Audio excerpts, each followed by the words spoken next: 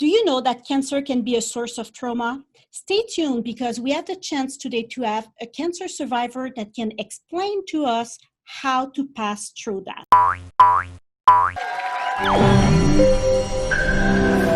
Salut, I'm Valérie Huard and I'm a survivor of CPTSD. Today I have the chance to interview a wonderful gentleman, Brandon Fong. He is a cancer and trauma survivor. He knows exactly how to move through the limitation and the paradigm that we need to go through in life. Hi, Brandon. Hello. Salut. How are Good you? morning. I'm excellent. I'm feeling really great, and I'm so glad to share this virtual space with you right now. Thank you so much. So would you like to talk a bit about your experience in life, because you encounter multiple trauma in your life. And I think that you really have a hope message today for everybody that's listening. Yeah, no, certainly. I think this is such a relevant topic because trauma is it's such a big thing. It's because trauma is different for each person. It's the life we live, and what happens is there's certain things that can happen in our lives that really leave an imprint that affect our development, and we become traumatized. So I would probably say for me, I felt trauma at a very young age. I experienced child trauma when I was very young, and it came from a person that when I was so young, I didn't know how to protect myself in terms of for example, I was just love. And when someone's telling you something and being verbally abusive, it can really affect your mental development. And that's exactly what happened to me. I was traumatized by someone I trusted verbally, and ironically, that trauma was passed down from someone else. So what can happen is trauma is intergenerational. It keeps getting passed down because it gets mirrored at us back and forth. And I had no idea that this trauma was going to affect literally the way I thought about myself, my own personal wealth, self-worth, and really impacted my relationship with who I am and the relationships I attracted and people that treated me. So that was huge. It definitely does. Absolutely. And I would say the most second traumatizing thing that occurred to me was getting diagnosed with brain cancer, because that was something that completely was outside of my control. You know what I mean? You don't wake up one day and say, I want to experience cancer. No one wants to do that. And cancer is just one of those words that's got so much connotation. It's got so much stigma behind it. It feels like a death sentence. And for me, I was 26 years old. I was living in downtown Toronto. I was climbing the corporate ladder. I was the corporate soldier. I was the envy of all my friends. I had the job, I had the money. And then suddenly I got diagnosed with cancer. That must be terrible when you get that news, when the doctor is telling you it's that. Oh yeah. I can remember it like yesterday. Even though it was 10 years ago. I got diagnosed with cancer April 26, 2010.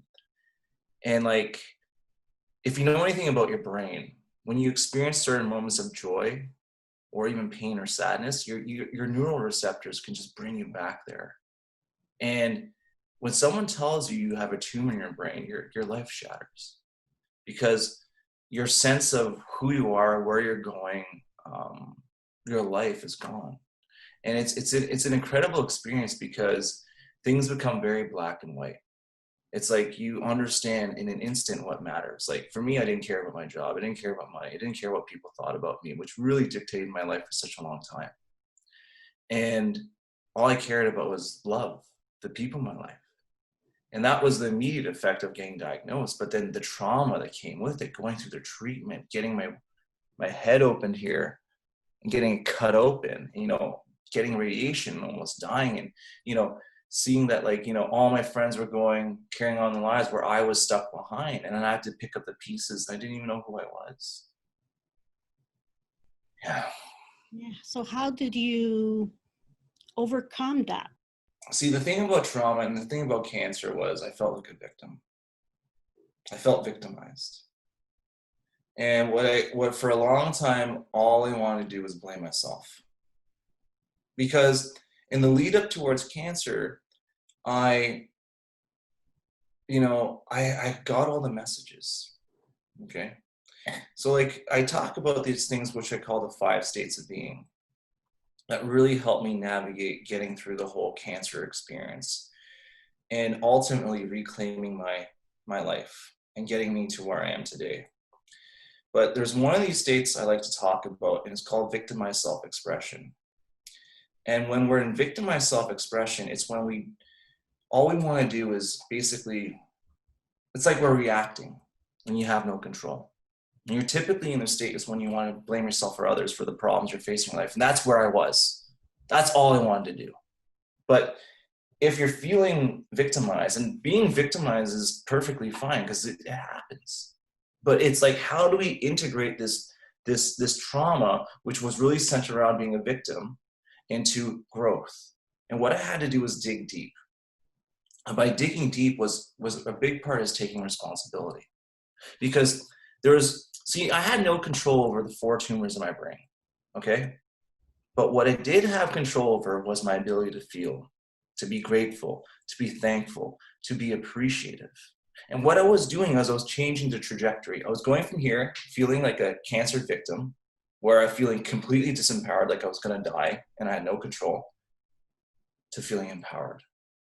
And the way I did it was by making conscious little choices every day. So for example, like meditating every morning, practicing gratitude, being present, being thankful, and like literally changing my biochemistry, my brain, by shifting my awareness into how do I want to feel today?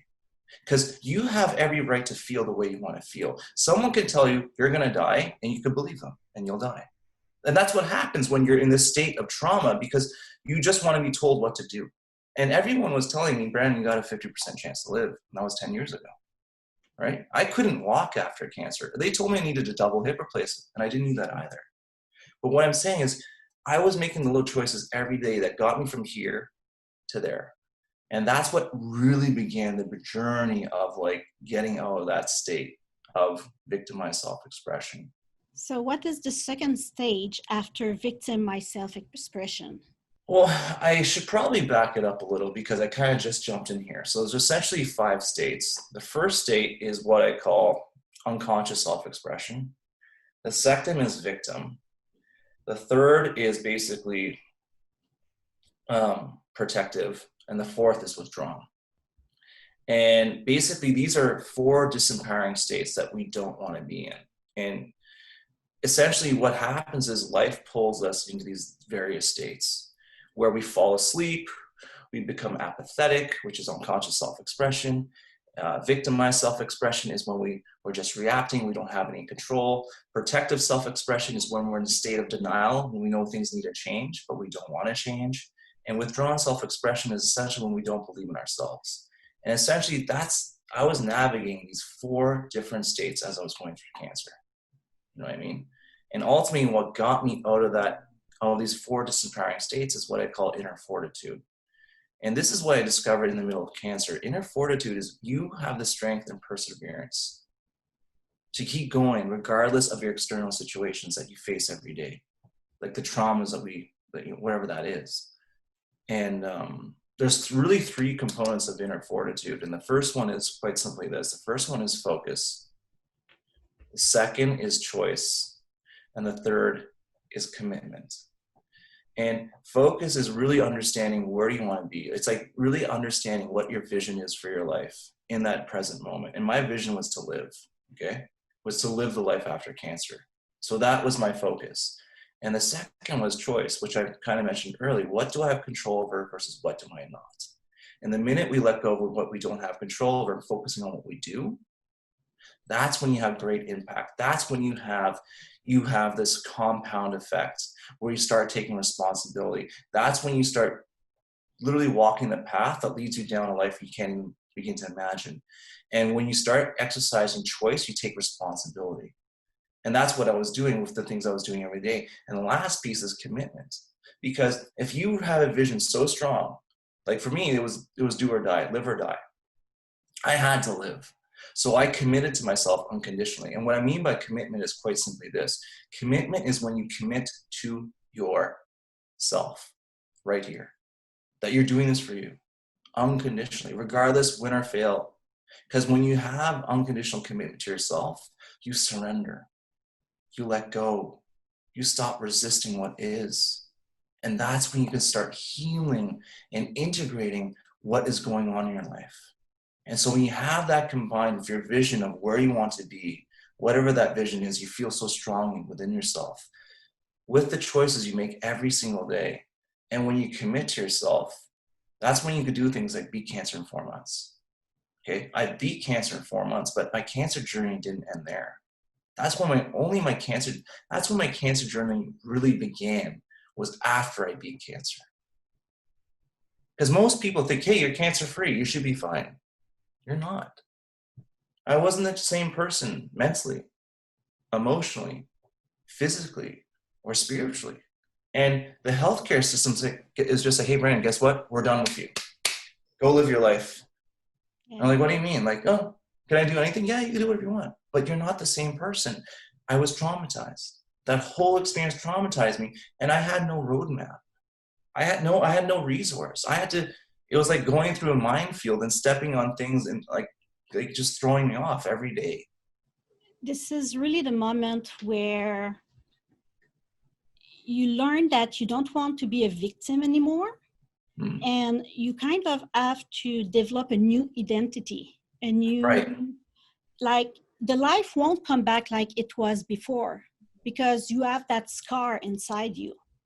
And you kind of need to start loving yourself. Mm-hmm. And really, that's a hard one, start loving yourself when you had a trauma. It's a big one. It's a huge one. Accepting that, how do you want to live now? What is your new you? Right. And I would say the really hard thing about that is going into the new you and loving yourself as you are, which is so essential to like really healing, is really not judging yourself. Because like when you judge yourself, there's so much pain, and that's internal pain when we judge ourselves internally versus who we used to be versus who we are today and what we're going to be in the future. And so for a long time, like, for me, it was like I was living two different lives. There was a Brandon before cancer and there's a Brandon after cancer. And the Brandon after cancer was like, there's so much amazingness here for you. But I was so stubborn and ignorant that I was like, nope, I don't care. I'm going to just go back to work. I'm going to do what I did. I'm going to be the corporate soldier, blah, blah, blah, blah. And you know what? You don't listen. If you don't listen to what's being shared to you at an intuitive level, like I believe in like a greater purpose here, like you create resistance. And my life got worse. That's when the post-traumatic stress disorder started kicking. That's when the panic attacks came in. That's when the anxiety came in. That's when I was starting to lose my ability to walk. All these things happen when I'm resisting what that new life is, like you were mentioning. And it's very hard because like, there's no simple solution for that. You have to decide. You have to decide to take a leap of faith without knowing what's on the other side. Because that's the life that awaits you. And that's exactly what it felt like for me, because, I had to let go of what I thought my life was to what it was becoming. And I didn't know what that was. And I took a lot of time off. I got diagnosed with cancer for 26, and I basically took 3 to 4 years off because I was plagued with so much health issues. Like, I could barely walk up and down stairs. Like, I couldn't sleep. Like, I had insomnia like you wouldn't believe. I had like inflammation in my body. I had panic, like PTSD. Like, and I had to take that time off to really integrate. And it was this inner spiritual journey for me, to say the least. But you overcome it, and you pass in the brighter side of it. Right. And like, I would say something very important what you say is huge. It's love thyself. Love yourself as you are, unconditionally.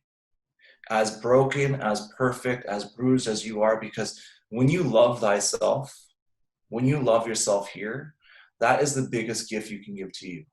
And when you love yourself, you forgive yourself. You let go, you surrender, and you open up a channel for everything that awaits. It really is true. And like, in this notion that, you know, that like we're not enough is huge. Like, if you think about it, society is constantly telling you that. All you have to do is turn on the news. All you have to look at is advertising. All you have to do is open up a magazine. This is what beauty looks like. If you aren't like this thin-looking woman who looks like this, you're not beautiful. If you don't look like this man, you're not handsome. If you don't have this car, you're not good enough. So we're constantly bombarded by this, and it's passed down. But this self-love, when you love you for you, it sets you free. And that is what really helped me begin to integrate the trauma and to really step into who I was becoming and who I am now today. Yeah, so like, I just wanted to reaffirm your message because it's very, very powerful. Self-love is huge. It's so beautiful what you're saying. Yeah. Well, I want to show you something. This is something that I got drawn for me. Can you see that? Love thyself. It's Yeah. love thyself. And it's true. You got love thyself. Yeah, love thyself. Yeah. Oh my God. Thank you so much for this interview, Brendan. The message you share is amazing. And folks, if you want to hear about other people that overcome big challenges and trauma and that it is possible, stay tuned and like this channel. I'll see you in the next video.